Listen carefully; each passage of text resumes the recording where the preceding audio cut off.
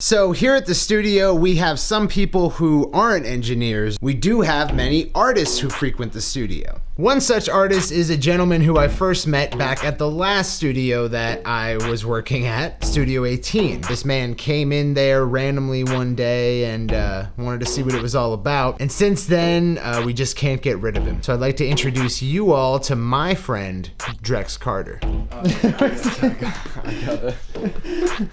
Is this open now? You got a phone call, buddy? Yeah, it's important. This is my doctor. Yeah, you couldn't possibly be on camera right now, right? What's your name? Brian Santana. And what do you do, Brian? I'm a man of many talents. Okay. What, name 3? I can fix a flat tire in a week and a half. Okay. That's not, I mean, I would can hold question. my breath for 35 seconds. Oh, all right. These are underwhelming so far. I hope the last one's good. I think I've overstepped my bounds. I think I only have 2. Okay. That's it. That's your 2 talents. Yeah, essentially. We done here? No. I need to ask you serious questions. What's up? And you think my passion's on a picture, cash and cars, wishful thinking that's an afterthought. I ain't take the road you crafted for me, so you rip and tell me my path is wrong. All I gotta say is they don't really care about us, and I just wanna live, yeah. We just wanna live, yeah. Oh no. We just wanna live, yeah. We just wanna live, yeah. Hey, don't wanna do, all I wanna do is rap it lately. Ay, all I wanna do is rap it lately. All I wanna do is rap it lately, don't wanna do that. And I don't know just how to act when all my thoughts not on the pad. But what's the pad, don't know about that. I'm on my phone but out of data. I make music. What kind of music? Hip hop. Okay. Iggy produces and mixes a lot of my stuff. Cut has always mastered my tracks. Booking flights out of my tune core. All I wanna do is rap it lately, don't wanna do that. I just wanna roll one up and laugh and break it down and hit the gas. So break it down, I hit the gas. I feel like I'm hard on the track and I done 100 laps. But I've been working with them for a while. We all met at Studio 18. I actually met you. I Googled studios in Orlando after releasing my first project in high school. It was terrible. Met everyone and just decided that you guys were good people. I've never met somebody like Iggy who was I never met somebody who was as passionate as me and kind of pushed me in the, almost like outworked me. It was the first time I had seen that, someone in my lane who I felt outworked me, and that was pretty inspiring. So I think that's why I kept going back. Oh, when I was younger, I wanted to be a singer, like talking like 3 to 8 range. You know, I wanted to be a singer, but I couldn't sing, so I gave up on that one quickly. It was just like a pipe dream.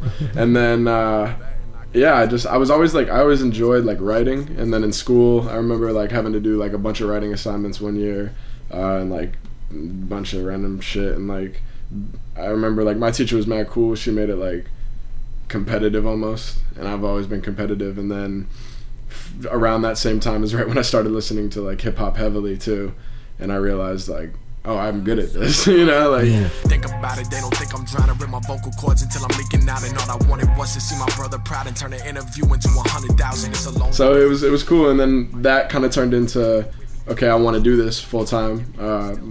Started Mac Miller is probably who I listened to the most, like around that age, right. And my best friend is from Pittsburgh. My friend James, and I just followed Logic's come up mad early, like just like a lot of these people who were rappers, but then turned it into music, you know. Went to the studio for the first time, and I was terrible. And that's probably like the one time I've debated quitting. Really? Yeah, I would say there's 2 times I've ever debated. I wouldn't say debated giving up, but it's been a time where I've hit a roadblock where I've said, oh fuck, like there's a lot of work to do, you know. And one of them was then when I went to the studio for the first time. I thought I was the shit.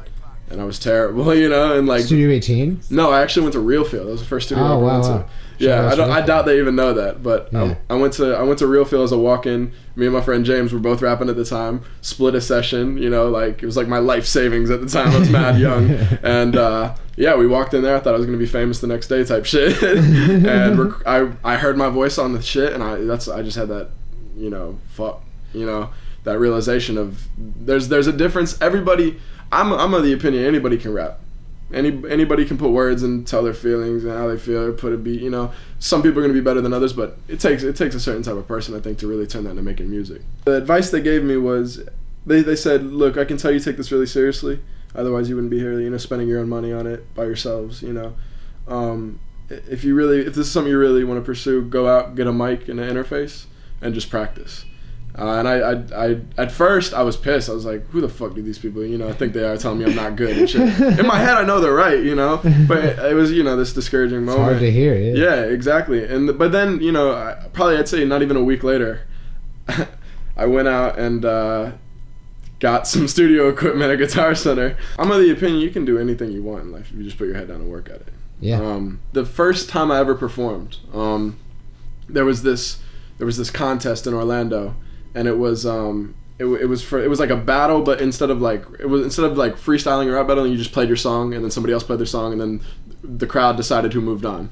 Right. And I went and did that. I didn't have any music out at the time, but I went and did that under 3 days notice, or under 1 day's notice actually, because I found it and I really wanted to do it. Signed up that night. I made 3 new songs. Went to the show, and I actually ended up winning the whole contest. Nice. And Marcellus Juvan was actually one of the judges. It was the first time I ever seen Cell. And I'ma go get the crown, cause that what my mama told me. Hey, that what the preacher said. I know you not counting on it. And yeah, just really weird. But that night was really cool because I realized, oh, cool, like I can put this together, you know, people, I can put it in front of something and people like it. I mean, I was still trash then, but you know, it was kind of that feeling of validity.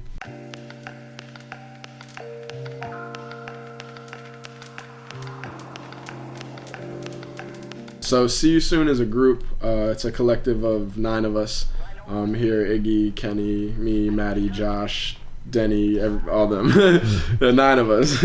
And yeah, I was the last one to join actually. It happened kind of randomly. I ended up on like 2 of the tracks, and then there was going to be a 3rd one added, and they were like, you might as well be in the group. Kind of, I'm always hanging around here. So around a year ago, I would say, I came to like a crossroads of being really broke, being really tired of being really broke, and trying to figure a pathway out.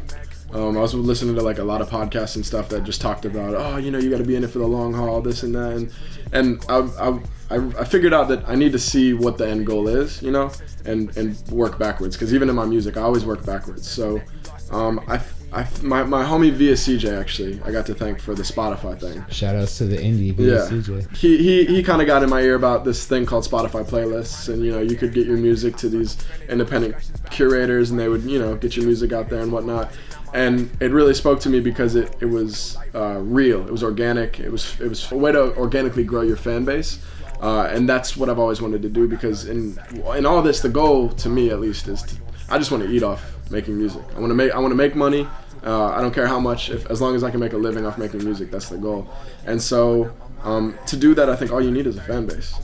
If you got 1,000 people that really enjoy your music and would buy a t-shirt a year and will come to a show, like listen to your, it all adds up. And if you just spend your time, I think, focusing on building a real solid connection with your audience, I think it will pay off. So Spotify was just the lane I think I chose to carve at first.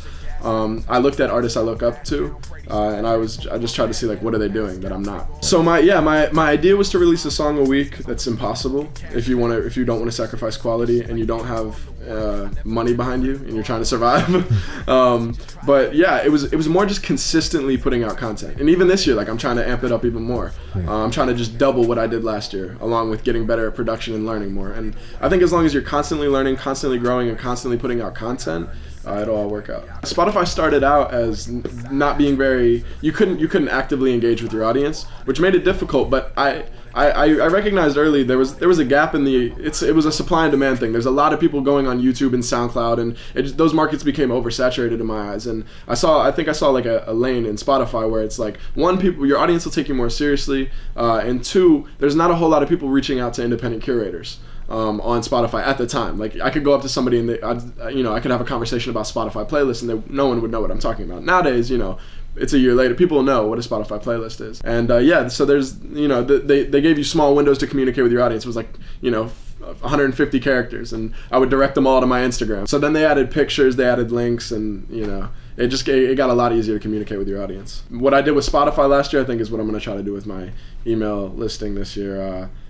Kind of grassroots style, what you talk about all the time. Really attack it in a way that works for me. We had 293 emails. You dig? Yeah. And how long have you been working on it? 2 days. 2 days. Yeah. 293. That's what's up.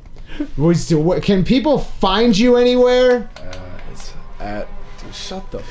I'm saving people and shit. Yeah, you can find me at Drex Carter on everything. Hopefully soon it's at Drex. You can go report the account on Instagram at Drex, because I really want that. He's following no one, has 0 followers. It's bullshit, really. But anywhere for right now, you can follow at Drex Carter. What do you think of Drex Carter? I think he's the young boy legend.